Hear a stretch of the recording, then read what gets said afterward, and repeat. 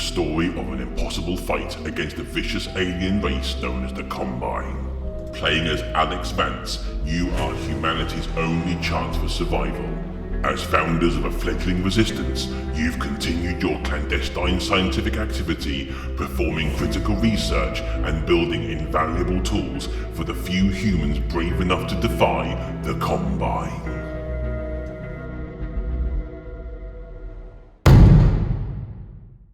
If there was ever a game that many gamers have been crying out for, it has got to be Half-Life 3. And while Half-Life Alyx is not that game, it surely gives an indication of things to come.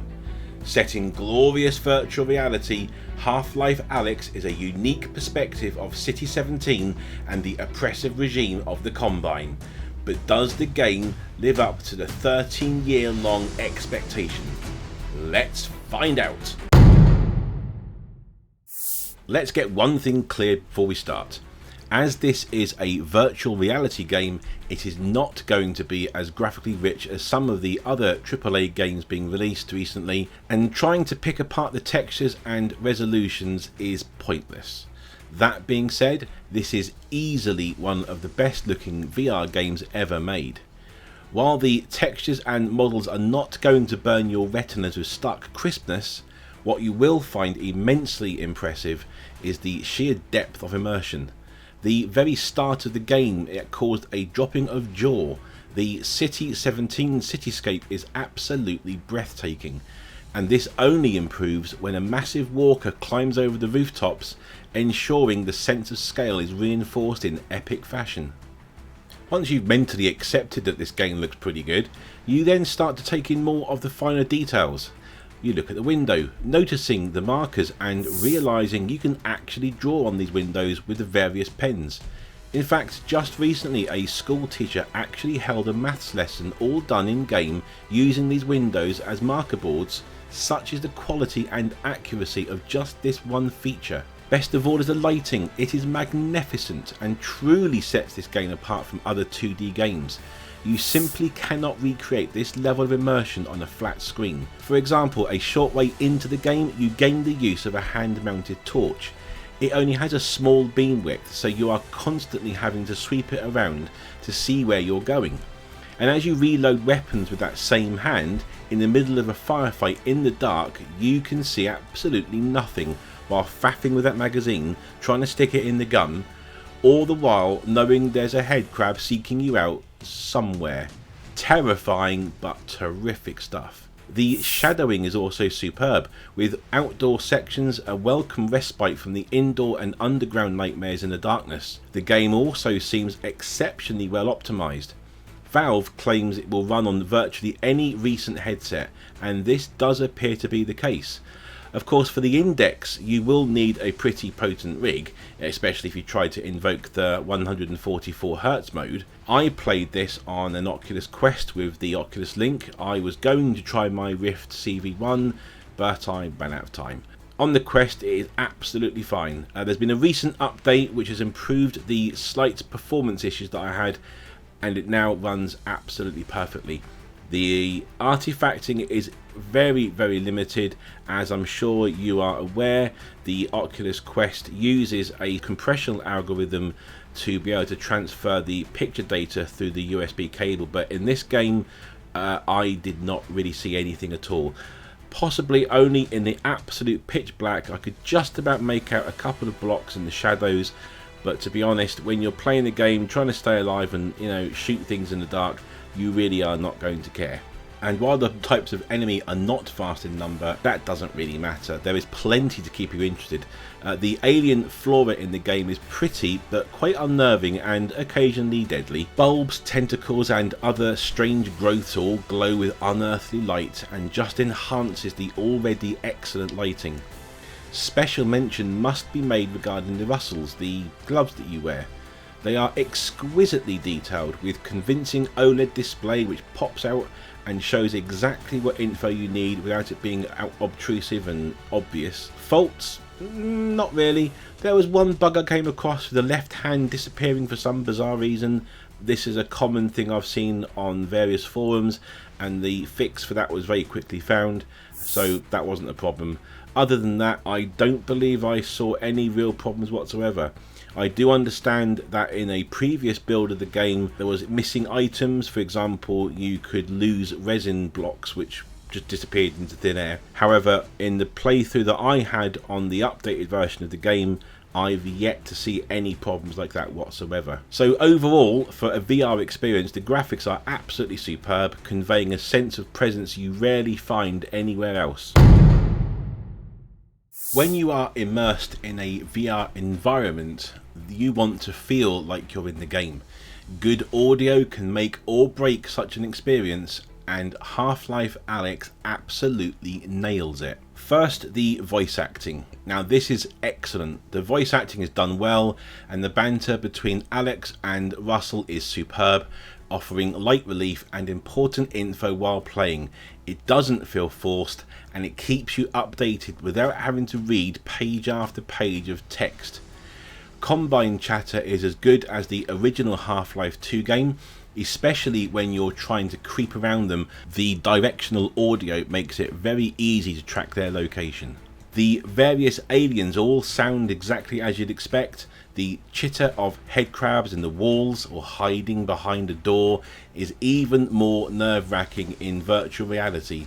The moaning of the zombies and the various squishy sounds from the varied flora all sound absolutely superb, keeping you firmly present in the game world. Music is also great, starting when something is about to go down, like a gunfight with the Combine or a room of hungry headcrabs all seeking to suck on your scalp.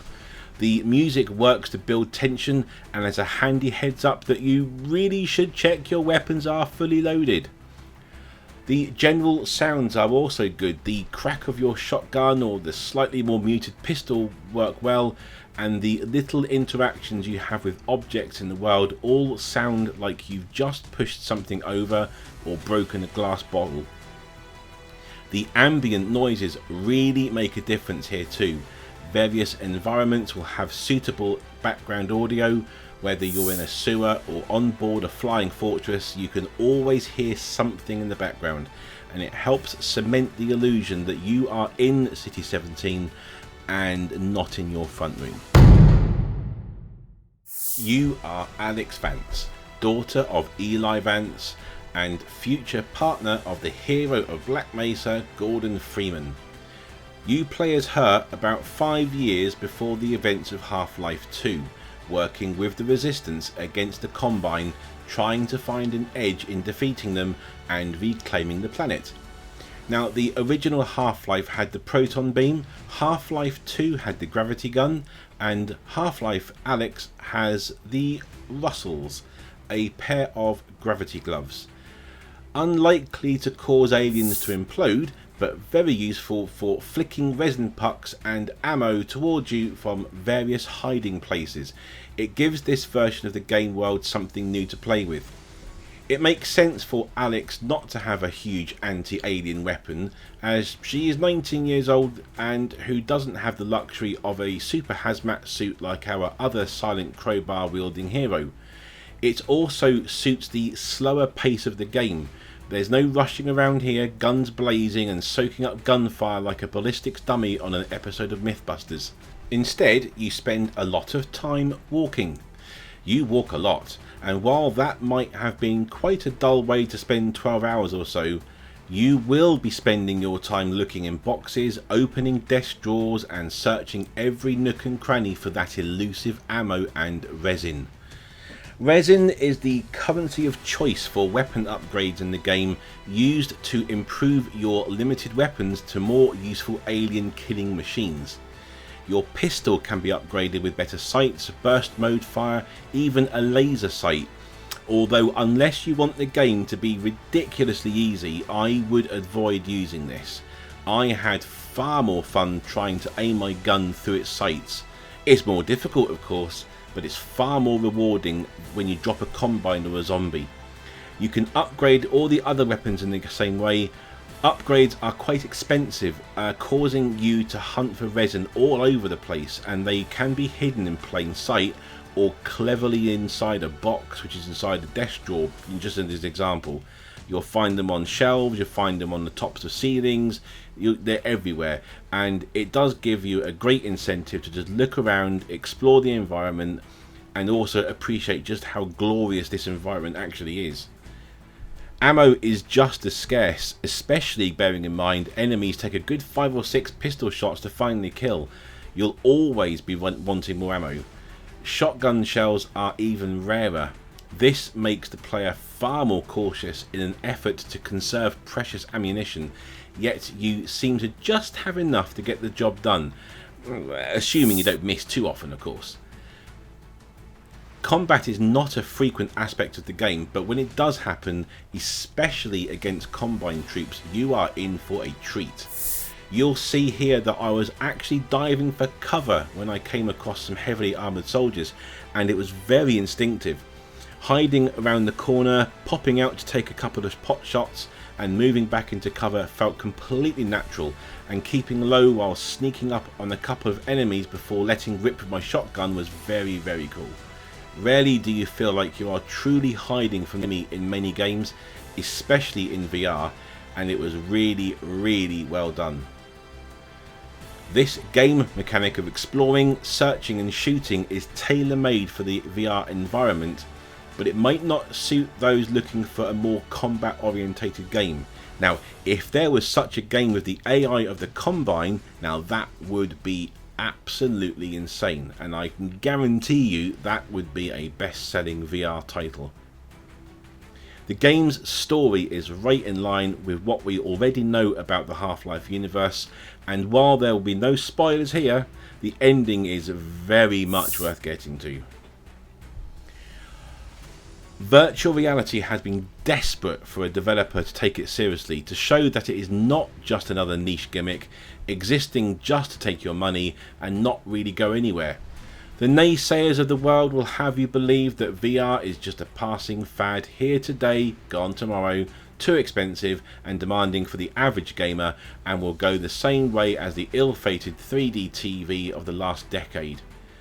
This game is here to prove these people wrong. From the ground up design of the game in general, to the tiny details like single hand play mode, height adjustments, left or right handed options, sitting or standing play modes, and various different movement options, this game was made to ensure VR was not just another way to play, but the only way to play this game. The lighting, level design and pacing is all exquisitely crafted and ensures the player does not get overwhelmed with stuff that's going on, but keeps them engaged in the story, and yet working incredibly well with hardware as low as a GTX 1060, although something a little bit higher is probably recommended. Couple this with a cheaper headset like a Rift S or a Quest or one of the WMR headsets, and you can have a superb VR experience with one of the year's best games so far for a remarkably low amount of money. Half-Life Alyx has raised the VR bar so high it's going to be a challenge for other developers to keep up. This game has proved that VR is more than viable. It's up to other developers and publishers to ensure VR is here to stay.